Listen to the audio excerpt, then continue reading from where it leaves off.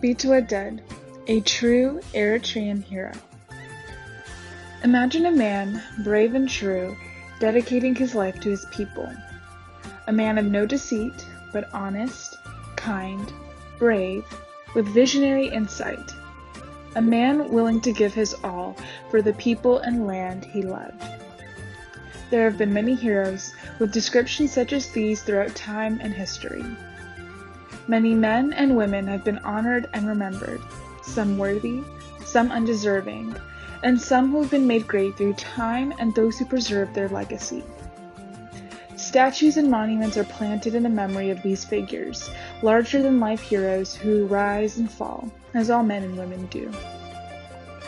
From the dust we are, and to dust we shall return. Ecclesiastes 12:7. And yet today we take time to honor and commemorate an honest man, whose greatness is visible in the life he led and actions he took. A man who lived as he believed, and still lives today, although now detained and imprisoned in the land he strove and fought for. Such is the makings of a true hero. A hero not because of fable or folklore, but in action and deed, which is why it is our job as Eritreans, his people, to write and speak and remember Biteweded Abraha, son, brother, friend, father, and most importantly, a man who dedicated his life in service in order to secure the freedom of his people. We live in his shadow, his legacy, which outlives him now, even while he still remains detained, awaiting his freedom. Unlike the current government in charge of Eritrea today, Biteweded never sold out his country, but instead sold his time, energy, and years for the aim of our freedom. Biteweded is the leader that Eritrea desperately needs today, a true Eritrean hero. Veteran and freedom fighter Biteweded Abraha was born in April 1953 in Asmara, Eritrea. He joined the armed struggle for independence of Eritrea in 1973 and fought for 19 years until independence in May 1991. He was known for his commitment and dedication in the struggle at different positions. He was a high-ranking military officer as well as an administrator and educator. At the critical stage of the struggle, he led to the very end of the 30-year war and the achievement of Eritrean independence.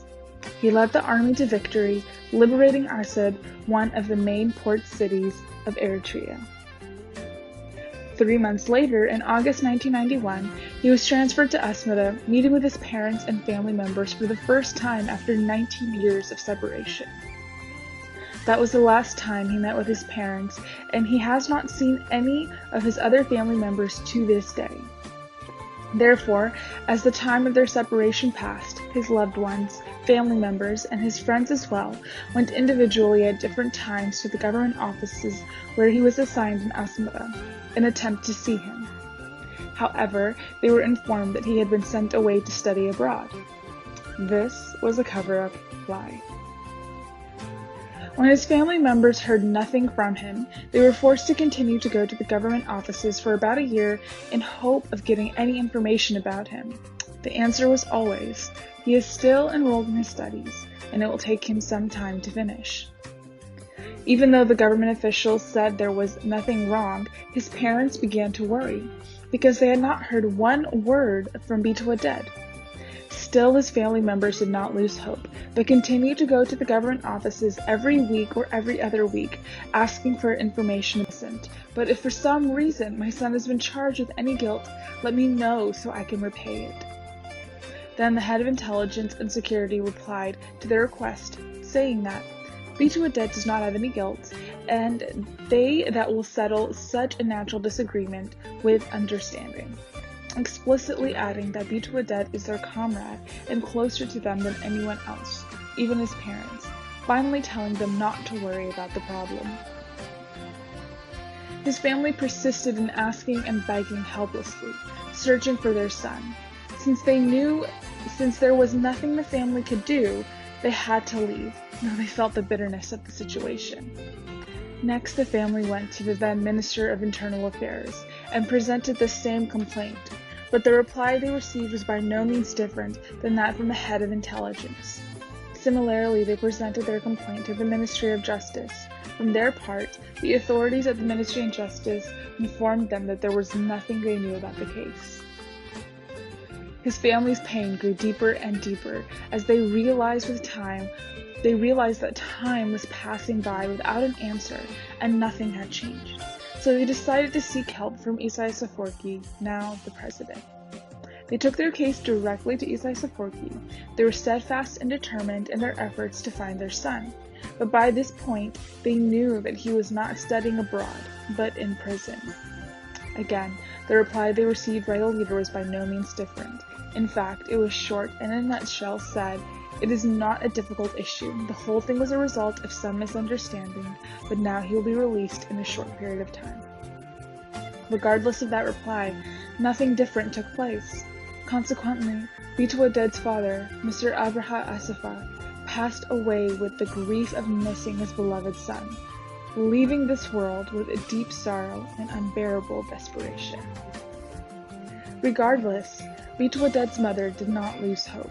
After losing her husband, who shared in her anguish of their son's imprisonment, she painfully continued to look and ask, knocking on the doors of different officials and higher officials who had fought alongside with Biteweded, pleading and asking them to release her son. She continued presenting the same complaints to different higher officials nonstop.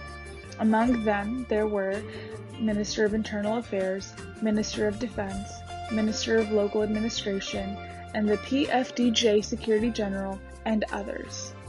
But no one was able to help her, and the years passed in vain. Without giving up, but desperate, his mother went to Isaias Afwerki to complain for the second time. This time they refused to take her written complaint, and worst of all, she was forcefully and in a disgraceful manner driven from the office of the president. Consider, in the parable that Christ told of the unjust judge who lacks compassion, the unjust ruler gave into the pleas of the persistent widow. The judge did not do this out of fairness, but because of the widow's persistence. Likewise, Biteweded's mother sought for her son everywhere in the land where he fought for justice and liberty. Yet unlike the mother in the parable, Biteweded's mother was not reunited with her son. Irrespective of all that, she continued her concerted efforts with extraordinary determination, presenting her complaints to ministers and higher officials until the day of her death. Yet nothing different was given by way of reply except the usual sentence, "He will shortly be released," or "This is a result of a little misunderstanding." At another point, one of his family members raised the question of Biteweded, and the others in continued detention without legal due process and without charge. They raised the question to Isaias Afwerki in 1996 on the television show program called Ask the President, in which the public was allowed to ask questions to the president in September of every year. In answering the question, Isaias first attempted to undermine it by the use of his life fighting for Eritrea's independence, and until now he is detained in a harsh prison in the land where he fought for its freedom. The country he fought for has not been kind to him. A brave man and a true Eritrean hero, he devoted his life to fight for the rule of law and justice, and yet he has unjustly been denied those very rights.